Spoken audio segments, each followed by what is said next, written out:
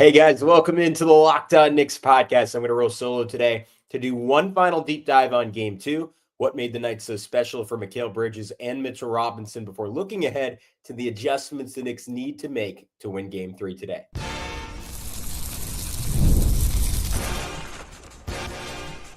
You are Locked On Knicks, your daily New York Knicks podcast, part of the Locked On Podcast Network. Your team every day. Hey, what's up, guys? This is Gavin Schall, your Saturday co-host of the Locked On NBA podcast. Be sure to tune into that tonight because we're going to be talking a whole lot of Knicks, your favorite play-by-play broadcaster's favorite play-by-play broadcaster, and of course, a credentialed media member that's been covering the Knicks for about 8 years now. Wow, time flies when you're having fun. And you're watching Locked On Knicks, your daily podcast covering the New York Knicks.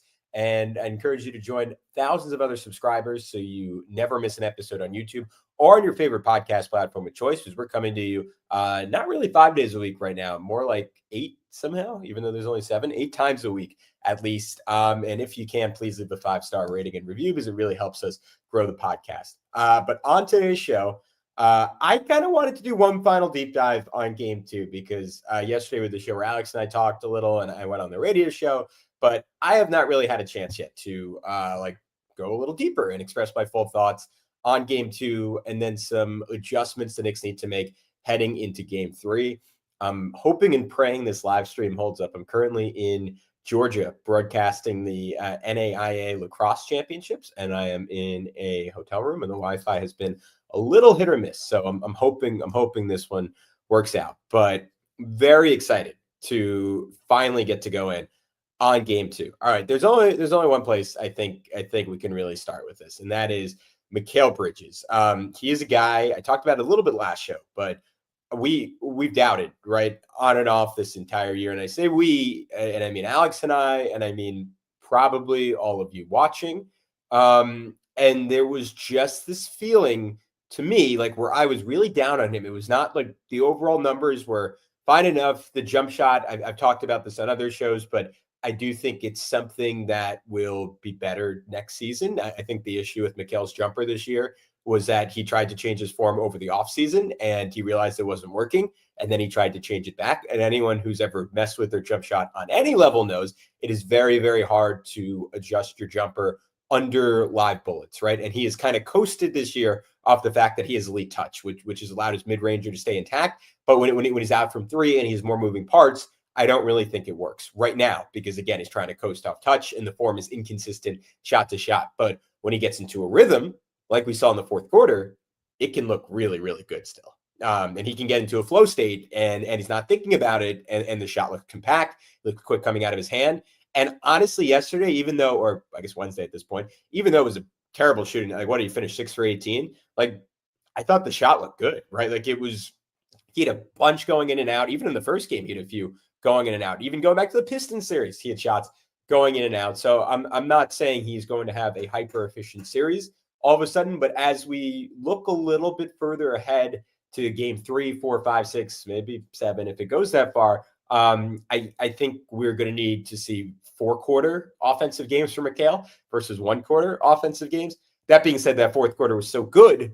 You look back at the trade, you look back at all the complaints we made about it, and you say, I'm suddenly okay with it. Like, I know this is a big departure from me who brought up 5 picks seemingly every episode, but like if this is the ceiling there on both ends of the floor, because it's obviously not just on offense and defensively. I don't think this game was one of his best in the playoffs. Like Jaylen Brown certainly was like bullying him at times on the ball. And I think maybe Tatum got him once, someone else in the Celtics got him once. But it is pretty clear when he is one that he is another level in the playoffs, right? Like that is the headline here for Mikal Bridges. That and it was something we noted going in, like you saw it on certain possessions throughout the year where he would really lock in. He'd kind of get the eye of the tiger and he would shut down Trae Young for a corner, or he would like make Shaedon Sharpe basically cry, pick up the ball and like beg for someone to come and pick it up, right? There'd be these possessions on ball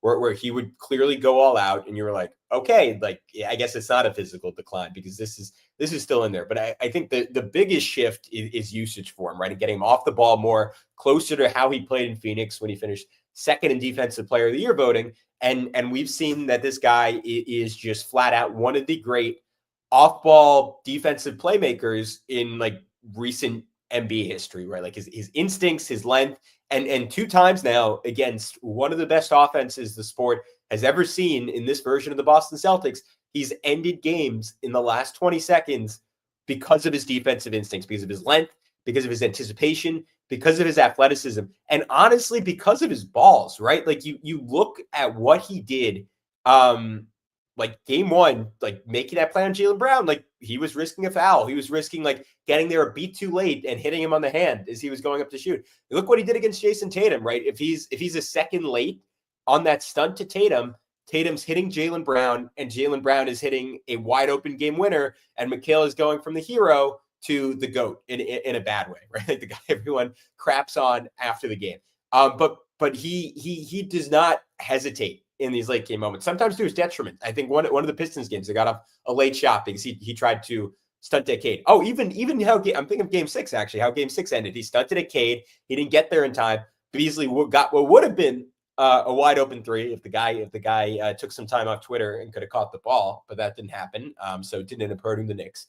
But what he is doing off the ball right now, it is like, I think the number one headline there to me is that he's not afraid to make a mistake. And when this guy plays free, like we see the ceiling there. And offensively, this game, I think I said it on the last show, but for those of you who didn't watch, it reminded me of this, like the Spurs game was the only one I could compare it to. And yes, there have been other times this year where he's been excellent and he's gotten to a rhythm. Like I think of like that Blazers game late season. Honestly, the whole stretch without Brunson, like he hit a number of games where he was really cooking. But in terms of the confidence, like go to that play where let's just run through the whole fourth quarter with him, right? Starts off with the elbow jumper off the Mitch screen. The KFS guys did a great job pointing this out. As I mentioned on the other show, watch when Mitch is in the game and watch what Mikal Bridges starts to do in terms of finding a rhythm. And the reason for that, which you can shout out to our buddy Benji Ritholtz, is because Mitch is not being guarded by Al Horford. He's being guarded by Luke Kornet or Kristaps Porzingis. And this is where the double big lineup is really beneficial to Mikal Bridges, because then Mitch can come up and set the screen. And instead of having Horford, who's comfortable switching and comfortable playing at the level, you have either KP or Kornet who are going to be in drop, and Mikal is torching them in drop. And at least he did in this fourth quarter. And I'm curious to see if Joe Mazzulla deems that worthy of an adjustment and tries to play those guys at the level, or they try to fight through the screen and kind of dare Mitch to make a play rolling to the rim. That might be how I approach it, especially if Towns is in and you have another big on the floor. But for now, like he's able to go with that, and it gets him, like after starting the game 0 for 8, gets him an elbow jumper off the Mitch screen. First field goal of the game comes with 11 minutes left in the fourth quarter. At that point, him and Jaylen were a combined 3 for 22 before that shot goes down. Next time he tries to ISO Horford, he loses it. Pritchard's the 3 at the other end. It's a 16-point game. But then from there, comes right back. Nash is into a fader, right? He's getting really good at driving under the rim and then finding space off of it. Then the catch and shoot, wing 3 over Holiday. And then the one that stood out the most to me out of all these plays, I mean, honestly, there were 2 of them. ISO on Holiday takes a hard dribble to his left, spin back the other way, push dribble into the elbow fadeaway on Holiday. And that push dribble is the defining moment when you know Mikal Bridges is in his bag, right? When he's feeling confident, when he's feeling like, all right, I'm about to cook these guys. It is that push dribble that lets you know the guy is in his zone. And I heard from so many different people this season, like, all right, Mikal Bridges cannot win on one. Mikal Bridges is like not an on-dribble creator. The Knicks just don't have enough ball handling. And I think there is some truth to that. And there are moments and there are matchups that are tough for him. But in this stretch where Tom Thibodeau, which I thought was crazy in the moment, takes both Jaylen Brunson and Karl-Anthony Towns off the floor, and give Tom Thibodeau all the credit in the world, because it turns out whether by genius or by sheer luck, he pushes exactly the right button and puts Mikal Bridges in a situation where it's like, hey, buddy, like it's you. No one else is creating offense in this group. And Reggie Miller even said on the broadcast, and I'm typically dubious of Reggie Miller, but I actually agreed with him here. Like, the Knicks are not going to have an offensive structure without Brunson or Cat in this situation. It ended up being the perfect move because Mitch was on the floor, because they had to have a drop big. Mikal was able to feast, but then at that point they adjusted, and it's Drew Holiday on him. And like Drew Holiday, guys who can't dribble, guys who don't have a bag, Drew Holiday tortures. He tortures guys like Jaylen Brunson, who have some of the best bags in the league. You ask anyone in the NBA who's the scariest perimeter defender in the NBA, at least until last year, and I think probably through this year, they would say Drew Holiday. Everyone remembers that play on Andrew Nembhard last year, right, where he just stripped him to win a game. Like, Drew Holiday is terrifying defensively. And Mikal Bridges and Jaylen Brunson took turns torching this guy in the fourth quarter. That is incredibly exciting for someone who were like, all right, he is just, and I thought this because we had a year-long track record of it. Like, he is just not good enough to create offense in big games. You go back to his son's playoff runs. Like, he was generally not good enough to create offense in big games. That is going at Drew Holiday and sticking a jumper in his eye.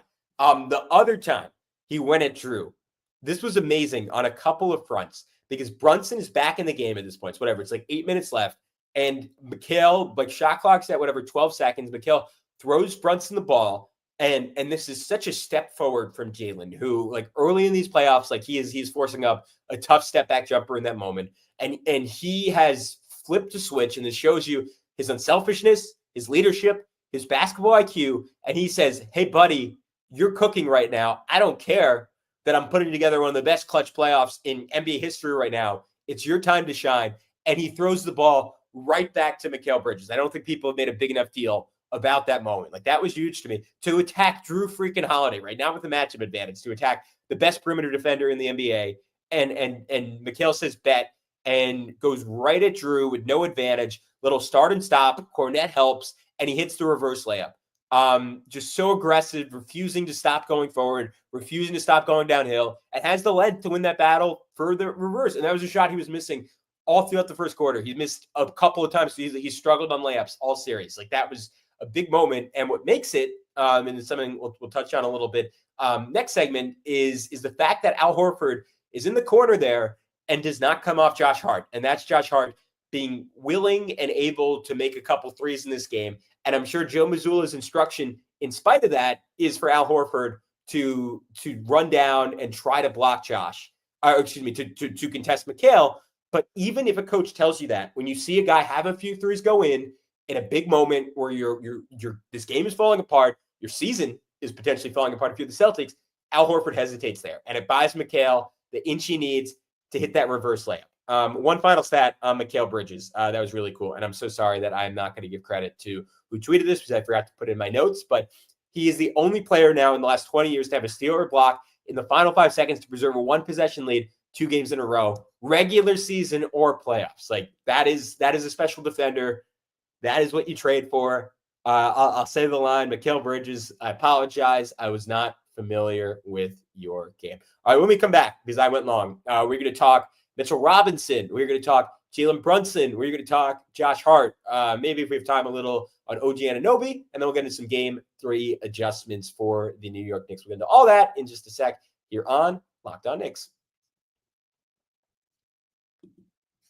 But first, I want to tell you about our good friends over at DoorDash. NBA fans, you know what time it is. Playoff season means big performances and even bigger rewards. DoorDash is bringing the heat with a slam dunk deal for DashPass members during the 2025 season, 2025 NBA playoffs. It's called They Swoosh, You Score. Anytime a player scores 50 or more points in a playoff game, DashPass members score a free 3-piece crispy tenders combo from Wingstop the very next day. Just place an order of $20 or more. Use the code Wingstop50 at checkout, and that combo is yours. Crispy, delicious, and totally free. Offer valid noon to midnight the day after the game. Terms apply. If you ever look at your delivery fees and think there's got to be a better way, well, you know now with DashPass, you get $0 in delivery fees, exclusive perks like this one, and just think about how much you would save over the course of the season. So here's the play. You sign up for DashPass to unlock this and more exclusive deals all season long. When any player scores 50 or more in a playoff game, DashPass members can grab a free 3-piece crispy tenders combo from Wingstop the next day with a $20 or more order and code Wingstop50. That's DashPass, your door to more savings, more flavor, and more ways to win. Terms apply. All right, what up, guys? We're back on the Locked On Knicks podcast. We've talked through Mikal Bridges. Let's talk through Mitchell Robinson a little bit, because I said it last show. I'm gonna toot my own horn again here. I've been wrong about a lot with this Knicks team. I owe Mikal Bridges an apology. If Tom Thibodeau keeps this up, I owe him a big apology. I owe the team as a whole an apology because I didn't believe there was really any world that they'd be competitive in this series. And when I picked Knicks in 6, I said it on the show, but that was a pick with my heart. That was not a pick with my head. If I had been picking with my head, I would have said Celtics in 5 in all honesty. And I've been dead wrong so far. This team has shocked me. The one guy I have believed in pretty consistently is Mitchell Robinson. I heard from everyone like, all right, he can't play against the Celtics. Like he's going to get torched and dropped. And to be fair to all those people, the Celtics have not had Kristaps Porzingis at 100%. He was the guy that theoretically was supposed to make it difficult for Mitch to stay on the floor. And my response to that always was like, all right, but like even if you are as low as possible as Mitchell Robinson guarding a popping big, which I don't personally think he's particularly poor at, I just kind of think he is not special in that capacity. And it is hard for any big to guard a Tatum KP or a White KP 2-man game. Like that is difficult for any big in the NBA. So while I didn't think Mitch sucked at that, I would have acknowledged that he's not great at that. I think you had to acknowledge that he was always going to be better than Cat. But the bigger thing for me was that I really thought he could hurt this Boston team on the glass. And we've seen him hurt this Boston team on the glass. And it was why I still feel pain that the Knicks didn't get a chance at the Celtics last year with a fully healthy roster, because you look back at what they had last year with Randall, with Mitch, with Porzingis, or not with Porzingis, with Hartenstein. There was a world last year where this series took place and like essentially played out the same way it is this year. And no, you wouldn't have had Mikal Bridges, but I think you could have compensated because you would have been just bullying this team on the offensive glass. But you know what? They're kind of doing it right now. Mitch has the single highest offensive rebounding rate of any big in the playoffs right now. That is over Steven Adams. And anyone who watched that Warriors-Rockets series knows Steven Adams, like he was, it looked like it was him and a bunch of New Zealand kindergartners like jumping at his legs for rebounds. That is how dominant he was on the glass. And it feels like Mitch has a chance at almost every offensive rebound when he's on the floor. And he gets maybe only like a third of them because he has terrible hands and the Celtics kind of foul him on some of them. But like they don't have an answer for him. Like Joe Mazzulla has admitted he's scared of this guy. He tried to literally like hack a Mitch him out of the game, which we all know. I mean, you know what? Let me save that. But just a great start to this one. Got a dunk early off a drop off. And then one of my favorite plays of the game is when he stole it. I can't remember if he stripped Tatum or maybe it was Horford, but gets a strip. And then Deuce ends up with a transition 3. Mitch runs the floor, gets the putback dunk, and it is just a momentum moment for the Knicks. The play where he strips Al Horford and dives on it, just like a gutty freaking play from Mitchell Robinson, from your longest tenured guy, like this dude we've all been riding with for 8 years, to see him go from teams that were just the furthest thing from groups that could compete with the best in the NBA to him having moments like that in the second round is like that's why you're a Knicks fan, right? That's why you love this team. Like it is incredible. And like the defense throughout, right? Like holding up versus Tatum, holding up versus Brown, forcing those guys by and large outside of the Tatum drive and dunk, like very late in this one to take jumpers. And that was the other area where I think I was confident in Mitch, was his ability to survive on an island. And even more so when it's double big, because not that Cat is a great rim protector, but at least you have between Cat, like when Cat is off the ball and when OG Anunoby, I think even more importantly, is off the ball. And I think this is what you're seeing, and what is the thesis of this Knicks defense working so well so far in this series beyond Boston just missing shots. What is really exciting is like you have genuine off-ball deterrence. And that is something you did not have very much in the Pistons series, because OG was always on the ball. He was always in the action during the year. Like Mikal was always on the ball and in the action. And now you have those guys plus Josh off the ball, and like particularly OG's ability to rotate as a low man. I think obviously the Celtics and their fans are right to complain that like Tatum is settling at times for pull-up jumpers. But part of the reasons that is happening is because that entire group can rotate to the rim and can make a play defensively. And that gives Mitchell Robinson and Jaylen Brunson, and when it's him, Karl Anthony Towns, like a real chance when they're playing in space. And I think like we're talking about why the Celtics are going at Mitch. They're going at Mitch instead of Brunson and instead of Cat at times when all three of those guys are on the floor because they don't want Mitchell Robinson waiting at the rim for them. They want Mitch away from the rim. So if they beat him, like, yes, you have to get by OG Anunoby, but there's a little bit less on the back line. And against the Pistons, you never had that, which is why you saw like the blitz and then Cade would hit the short roll and then the short roll guy would hit Asar and Asar would get dunk after dunk after dunk. That's not happening in the Celtics series because they're trying to attack the Knicks' weak points. And the Knicks' weak points, conversely, like are certainly taking advantage of that, but they're holding up because of what's in back of them as well. So it's synergistic. It's the guys on the ball doing better, but it's the guys off the ball providing a real threat. And Mitchell Robinson, both on the ball and off the ball, has completely transformed the Knicks defense to the point that the Knicks net rating now and this is another tweet I saw that I forgot to attribute. So I'm doing a terrible job of that today. I apologize to everyone on Twitter, but I think this was Max Wildstein, if I'm remembering correctly. Cat and Mitch, they played together. In the two games they played together across the series, the Knicks have outscored the Celtics 32-11. They have a 128 offensive rating, a 41 defensive rating, a plus 87.3 net rating. Again, defensively, like I think it is. I think that defensive number I'm more confident in holding up versus the offensive number, but I think offensively they can continue to do even more work on the glass. Hopefully it like lets them get Cat free for some threes. Maybe they can still run some big action, even though I think they're probably going to stay away from that. And it forces Boston to keep two bigs on the floor, which Boston typically is very good with. But right now, like Cat and Mitch have just been better than whatever two bigs are on the floor for Boston. And when Porzingis isn't at 100% and Horford is shooting just terribly and doesn't look at all confident in his three, like we've seen at the start of this series, you can really weaponize those two playing together. And I think Cat, like we saw Cat get the and one. That wasn't even, and I'll talk about that a little next segment. That wasn't even in a situation where it was Mitch on the floor, but it was the big on Josh Hart. And we've seen Cat's offensive rebounding like twice in big moments now come back to life and help the Knicks win a game because another big has to be on Mitchell Robinson. So, and the other big thing that we'll note again with Cat is like you're seeing it unlock his post-up game because Mitch is in the dunker spot and the other big can't leave him because if not, Mitch is just going to crash and get an offensive rebound. So that means Cat gets to go one-on-one in the post. Or if you're doubling with a small guy. You're not doubling with a big guy. So I think all that's made a big difference. Final play, though, specifically, I want to shout out with Mitchell Robinson. The offensive rebound with 2:43 left when they're down by 5 after Brunson misses the transition three. If they don't get that board, game's over, I think. I don't really see how they win this game. But they get that board, Boston fouls him, and that is the one that leads to the sequence where they run the out-of-bounds play. Josh misses at the rim, and Cat is there for the and one putback. That makes it 86-85. And, of course, the one I forgot to mention, but I mentioned the other show, is the and one on KP when they're down 16 to kickstart the 21-2 run. I thought it was just cool and poetic that he scored on Kristaps Porzingis, who many of you might forget, but and I think it was maybe the year KP had the torn ACL, so they never actually played together in the court, but those guys were teammates.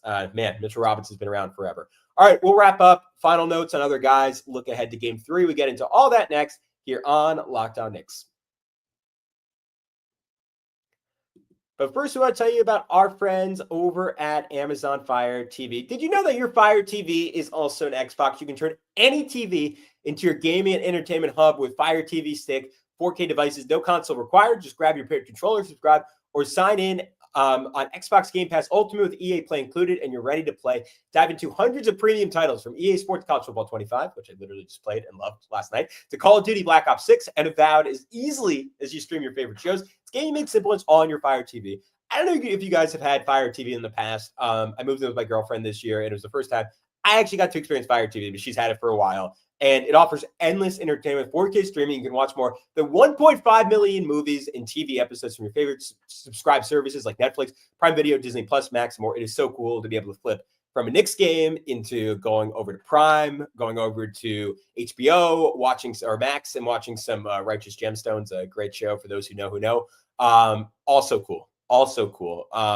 And all you have to do is head over to Amazon.com/Fire TV Locked On to get started. Xbox Game Pass Ultimate subscription compatible controller required. Available on select devices, including Fire TV Stick 4K 2nd Gen, Fire TV Stick 4K Max 1st and 2nd Gen, and Fire TV Cube 3rd Gen. All right, what's up, guys? We are back to wrap up This edition of Locked On Knicks, my first chance to really deep dive on Game 2. I've given some broader thoughts, but I wanted to get in the weeds because I spent a lot of time watching this game, rewatching this game. So I thought I would take a chance to talk about it. Let's hit on Jaylen Brunson because I somehow think the guy's not getting enough credit. I think weirdly nationally he's getting enough credit, and Knicks fans are, just because we almost take it for granted at this point, are more focused on the other guys. He's a bad game, right? And I saw a tweet from a Celtics fan saying, Jaylen Brunson, man, great series so far. He's never going to play that well again. The dude was 6 of 19. He was 2 for 9 from 3. He can certainly play better than that. Frustrating start. I thought the process was fine with him. Like, he probably should have had more assists. Like, there was a stretch, I think in the first or second quarter, where like in 3 plays, he creates an open 3 for OG, creates an open 3 for Josh Hart. They just don't go down. Some shots he typically makes don't go in. Defensively, a little bit of a mixed bag for him, obviously. Like Drew was bullying him a little bit early in this game. They switch him on to Derek White. Derek White starts taking advantage of him. I mentioned it after Game 1. But and by the way, take a drink every time I say I mentioned something in a previous podcast. I've done it about 8 times so far. Brunson has struggled hedging and recovering. Like, when they haven't just straight up switched with him, and I understand the need to mix it up because you want to keep him out of foul trouble, and also it is physically taxing for him to switch over and over and over again. But when he's tried to hedge and recover, unless OG's been the other guy, just because OG's so good fighting through screens, it has led to a lot of open work for the Celtics. They tried to hedge and recover, then they tried to turn him to a switch, but him and Josh Hart, and we've seen this a number of times where him and Hart are just not quite on the same page defensively, led to a Derek White 3. And there was another play where the Celtics are starting to run. This is closer to the regular season action, like predatory off-ball screens is how I'd phrase it, to get him onto the ball handler.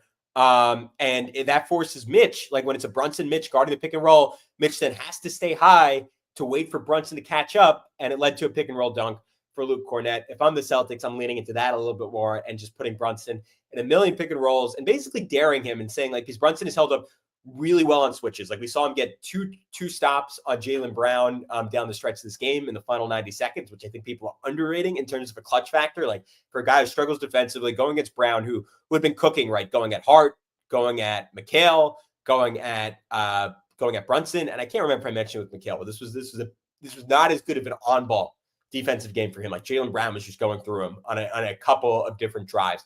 But if I'm the Celtics, like, I am daring Jaylen Brunson to continue to hold up defensively and do it over the course of 4 quarters, not just at the end of the game. And maybe even like trying to get Drew Holiday on him, even though that should nominally be the right matchup for Boston. And it's on Brunson to, like, if it's Holiday, to play a little tougher and hold up the same way he held up against Jaylen Brown.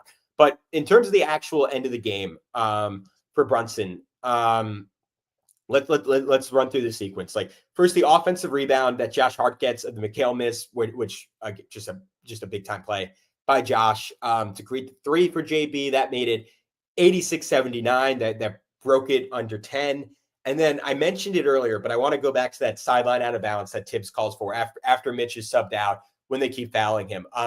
Tibbs has been money all season long. That's the one area I haven't criticized him in. On those sideline out of bounds plays, they inbounded to Mikal, rotates to OG, and Brunson, like, perfectly timed. Like, for once, the Knicks run an action with some real juice to it. Like, Brunson perfectly timed, sprints to the corner. Josh sits a great slightly moving screen. That's fine. Al Horford was getting away with way worse on the other end. They whip it into the corner to Brunson. We see this all series long, where Holiday is refusing to get switched off Jaylen Brunson, and sometimes they'll hedge and recover. But if it's a hard roll from Josh, they'll just straight up double Brunson in those situations. They're not respecting Josh at all.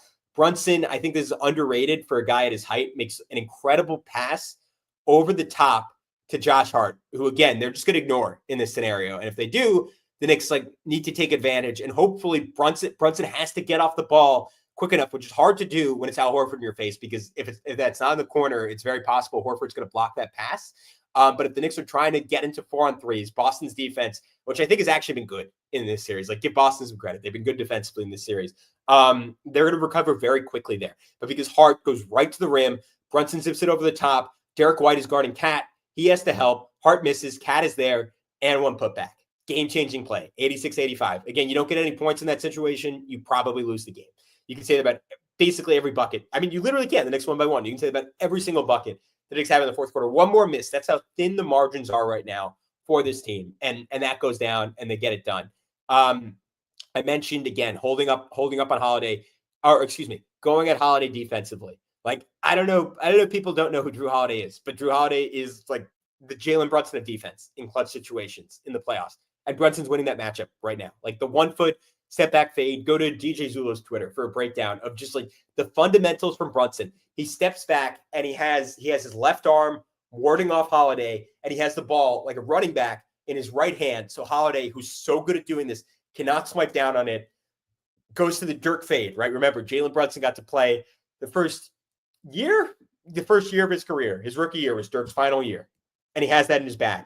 Puts the knee up, stops Holiday from contesting, hits a fadeaway, and we just take it for granted at a certain point that he's going to make these shots. But these shots are absurd that he's making on elite defenders, doing it over and over and over again. In fact, like take a look at the clutch stats throughout the playoffs. Tyrese Halliburton, the one guy shooting better than him, but on basically a third of the attempts. And that is not efficient for normal basketball for Jaylen Brunson. I think a lot of the lower numbers are from the Pistons series, like especially early on where he just had to do everything. But scroll down that list. Look at Jason Tatum, 20%. Look at Shai Gilgeous-Alexander, the best closer in the NBA in the regular season with Brunson. 18%, 0% from three. That's who Jaylen Brunson is big.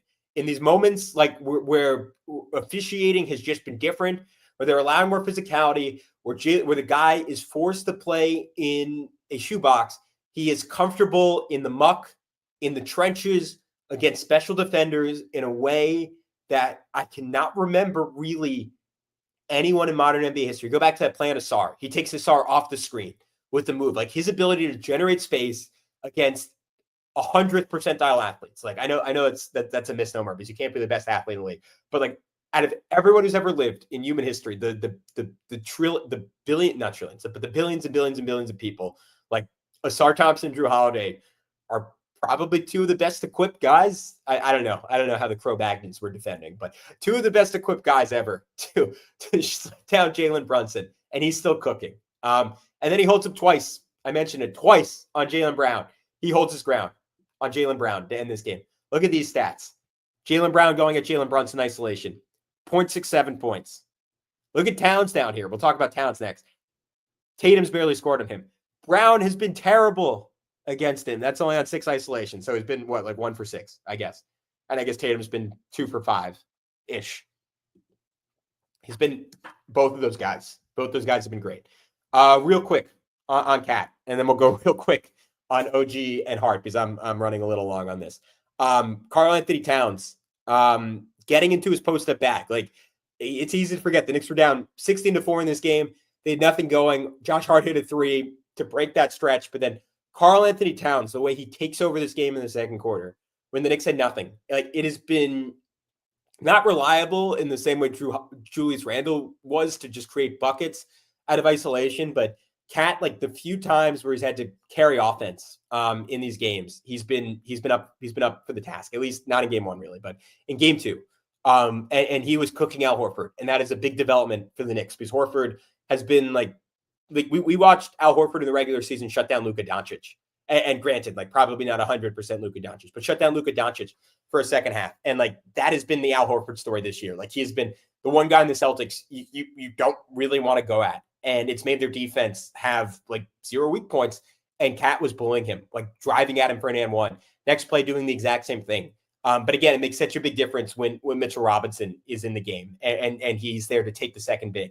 But Cat getting into his bag is absolutely huge. And then like that ISO fadeaway he had over Drew, late shot clock, second quarter, third quarter. I'm not sure. Another one of my favorite plays, posting up Tatum, basically shoves him down. Holiday has to help, pump fake, wrap around pass to Josh Hart for a layup. Like he is uncomfortable making those cross court sprays, but those short interior passes Cat is quite good at. I mentioned defensively, like I tracked a 4-play sequence where he switched on to Tatum, forced a fadeaway miss. Next time up, held up against Tatum, forces a kick up, holds up again versus Tatum, miss layup. Tatum, 4th time, torches him on a switch for a jam. But that's a 25% hit rate. Like that is great for Karl-Anthony Towns on Jason Tatum. We don't have to get into the drop in the third quarter. That was dumb. There are points where Cat just gets tired. And I think if Boston is smart, they will not give up on going at Towns. Like where Cat really falters is you put him in initial action and he holds up and then he thinks his job is done. And he just does not have the endurance to put or like the starting speed, the first step to hold up multiple times defensively. Like if you make Cat have multiple efforts, that's when he'll get in trouble. And if I'm the Celtics, I would keep hitting him. Like our Benji's talked about a lot with this Ram screens off ball, like put him in Spain pick and rolls, screen him before coming up and getting into your on ball action. Like do whatever you can to make him work through multiple picks if I'm Boston. But then that late putback. And there was some dumb stuff in the third quarter. Like he had the offensive foul. He forced a versus double and got swatted. He got stripped by Tatum. That led to the Drew Holiday lay. You can't really isolate him up top against a non-big because he's getting stripped. And Boston's defenders are too good. They're too good at ball hawking, honestly, for Cat to be able to do that consistently. So the Knicks have to continue to be conscious about how they use him. Tibbs has to continue to find a way to get to Cat post-ups that might not be efficient shots in the regular season. In the crucible of the playoffs where the Knicks offense has sucked. The Knicks offense, for those of you who have not been paying attention here, they have a 107.5 offensive rating. That is 14th of all teams that played in the playoffs this year, but it is the worst of the 8 teams that are still alive. If it was a regular season offense, it would be 28th. And that's not a fair comparison because these playoffs are being officiated drastically different than the regular season is, but I still think it's interesting. And it is something worth noting that is a thing that is going on right now. And the Knicks have to be better offensively to win this series. Like I think scoring in the 90s is ultimately like they can very easily lose 4 out of 5 scoring in the 90s or the low hundreds in regulation against the Celtics team. All right, let's hit Josh Hart real fast because another guy who has not gotten the credit he deserved. 43 minutes, 23 points, 6 rebounds, 3 assists, 9 of 15 from the field, 3 of 16 from 3, 2 for 2 from the line. Like he's efficient, working his butt off defensively. He's been amazing. He's just simply been amazing. I said after last game, take a drink. He had to shoot threes. He had to make threes, and he did that this game. And I mentioned that play where Horford does not come down from the corner because Josh is taking and making threes. And if the Celtics start doubting leaving him open, that will completely open up the offense for the New York Knicks. And honestly, I hope Josh, maybe not 10, that's a big number. I hope he takes 8 threes today. Like he is going to have to continue to take and make threes for the Knicks to win this series. And some games they won't go in, and the Knicks will probably lose those games. But the battle now for the Knicks is you don't have to be better than the Celtics. You have to win 2 out of 5 games. You just have to win 2 out of 5 games. Or, excuse me, is it 2 out of 5? Is the Celtics have to win 6? Yeah, so they have to win 2 out of 5 games. Hit that 3 early to break the slow scoring start. I really like this, and I hope the Knicks continue. I say this all the time. I continue to beg Tibbs, like, get creative with your pick and roll usage. They ran the 1 with Josh and Mikal, where Josh set a screen. Mikal dragged out the 2. Josh had a delayed roll. Mikal hits him on a bounce pass for a little push shot. Like, more stuff like that. Like, I know Boston's switchable. I know Boston can come up with counters to that. But I think when you run screens that you are not typically running, it can just trip up the coverage. And Boston, maybe Missoula will see that on tape and just say, hey, guys, like any screen with the wings, just switch. And that would be the smart move, right? Because Josh is not cooking anyone one-on-one. Mikal, without some kind of advantage, unless he's really in his bag like he was in the fourth quarter, maybe isn't cooking anyone one-on-one. That's an adjustment I would make for the Celtics. I apologize for those of you in the comments who are possibly saying I'm handing the Celtics a playbook. I would note, as always, anything I know that Joe Missoula knows it 20 times over. But Josh, like getting back into this rampage drives and transition sneakily, he's having a much better series, and he still hasn't been great, but he's having a much better series at the rim than he was against the Pistons, where he was shooting terribly at the rim after shooting 75% at the rim the first half of the season. Being a good option in the dunker spot. There was a play where Brunson posted up, drew help, hit Josh. Josh hits a reverse layup on Luke Cornett. And Josh, unlike Mikal Bridges, is just so intuitive around the rim, knows how to use the backboard as a shield. Those are good moments. Again, just like last game, hits an open 3 after the lead, goes to 20. It's another one before the end of the third quarter. Like these again, I said it earlier, but these are shots that if they don't go in, the Knicks lose. The Knicks just don't win the game. Finishing so much better than he was against the Pistons overall. He generates that Brunson 3 with yet another offensive rebound. The drive at Horford for a runner to make it 86-81 It's another example of the Celtics respecting Josh Hart shooting threes again, because if not, they're not closing out in that situation. And they actually close out on him, and he toasts Horford, gets to the rim, flips it in to make it 86-81. That's a huge play. Who have I not touched on? OG Anunoby. Just one more time, shout out his defense. Jaylen Brown, he has to be having what OG's doing to him is nightmare fuel right now. Like over and over again, OG's the guy swooping in and making him have just a bit of hesitation on some of those drives because he's helping and he's swatting Brown, or he's picking his pocket, and it's getting to the point where Brown has to, like, when those two are one-on-one, Brown has to foul him.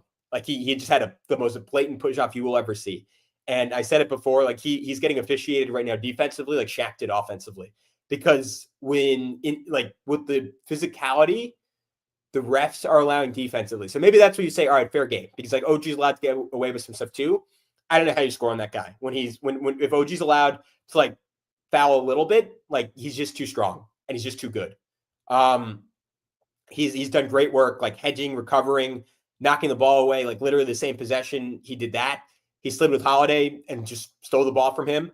Had great help defense early in the third quarter to force multiple steals, completely shut down Jaylen Brown on isolation early in the fourth. We mentioned the dunk that he had, obviously called an offensive foul, still an epic moment. He's the reason the defense works for the Knicks. Like without OG, it all falls apart. Like everyone is not quite good enough to make it work. He's been amazing. All right, real quick, because we've gone super long. Some rapid fire adjustments I am looking for to get the offense going. I think maybe play Mitchell Robinson even more. He played 22 minutes. That is probably what Tibbs thinks, and maybe rightfully. Like if you go past 22, you are maybe not getting the best of Mitch, and he starts getting a little slow and a little tired and a little foul happy. So this is a rare area where I defer to Tom Thibodeau on the minutes, but they've just been so good in his minutes. And maybe the Celtics go hack a Mitch again. It's kind of worked out okay for the Knicks so far, even though Mitch has missed his free throws. I would keep playing Mitch. It helps Mikal. It helps Cat. It makes it so hard for Boston to score when he's on the floor. Have to continue to push pace opportunistically. And to me, that is not always a transition.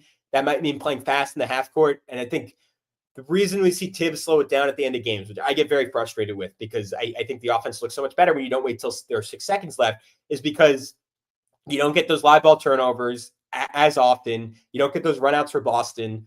You get to say your defense, and it just like, I think Tibbs is like, it's kind of a David strategy, right? You're assuming Boston is the better team. So the less possessions, the better chance we have, the less opportunity that Boston has to beat you with math. So I get it, but I still hope there's pace because Josh has looked great when he pushed. Brunson, that was the one play we didn't talk about with Brunson. I mean, such a gutty play, like after he forced a miss on Jaylen Brown, pushing through him and Horford to get that layup. Like if Brunson pulls it out and tries to set up offense there, like they probably, again, don't score in that situation. Like opportunistic pushing, pace in the half court, it needs to be mixed in again, like selectively. Mikal has to stay confident. I'm wondering if you could, like in the non-double big minutes, can you have Josh Hart screen for him? And maybe that's, if it's Al Horford in the game, that's not as good. But when KP's on Josh or when Cornette's on Josh, let Josh screen for Mikal and have Mikal attack a big and drop, because that is a winning formula. Again, maybe Boston changed up their strategy. Maybe they just switch it. Well, let's see if Mikal can beat those guys off the dribble, because he's beating Drew Holiday off the dribble right now. Have to find a way to get Cat more threes. He's only taken 2 this entire series. Again, I would use Josh. Run some pick and pop with Josh as the ball handler, because then you're forcing, instead of just a clean switch, you're forcing one of the bigs to get out on Cat popping, which is a little bit harder for Boston. Needs to keep crashing, needs to keep competing on the offensive glass. Had a bunch of crucial second chance points. 17 rebound game for Cat. That's something I didn't note. That's huge. Like they need more of that. Some of it is Boston missing a million shots, but still, like I think this was a better rebounding game for Cat than it was the first game. And they need him to continue to crash the glass, continue to be great in that respect. I would try DeLon Wright over Cam Payne. Obviously Payne took a crazy shot. He held up okay defensively. I kind of like Wright's solidity when he's on the floor. I think he can, like, this defense that all of a sudden, like, we've seen how, going back to that, like, I didn't even talk about the last play, though I talked about it in the last show, though, so I don't really feel the need to, but like where one area I felt confident in against Boston is that OG and Mitch as a pick and roll duo defending are up to the task. Like they're one of the few like wing big combos in the NBA that you could say anyone in Boston, like come at us. Like we're going to figure out a way to guard you.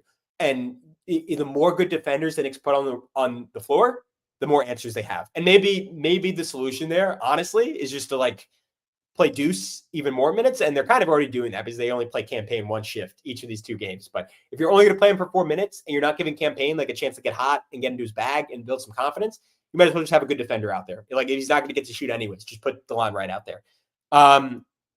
That is pretty much it. Maybe run some OG like screening actions with Brunson. I think the Celtics will probably just switch those. But if you want to give Brunson a break from going at Holiday or White and have him attack a wing, that's something you can do. OG posting up a guard is typically money against White and Holiday. It is a little harder just because the Celtics will help and those guys are strong, but could be something.